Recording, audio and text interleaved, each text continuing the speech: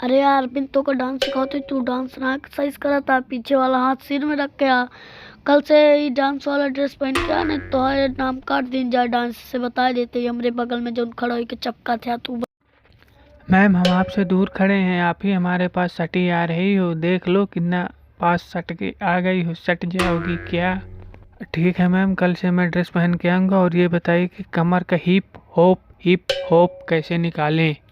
2-4 दिन पहले तुम पैर हाथ पैर चलाओ, उसके बाद तुमको हिप हॉप टिंग टोंग सब सिखा दूंगी। अभी थोड़ा सब्र करो। ठीक है मैडम जी, जैसे आपकी आज्ञा। बस मुझे 2 काम करना है, थाई मोटी करनी है, बूब्स मुझे अपने मोटे करने हैं बस, और बॉडी तो मेरी बन ही जाएगी। अबे ढक्कन, अभी बॉडी नहीं बनाना है, डांस सीख रहे हो समझे उल्लू।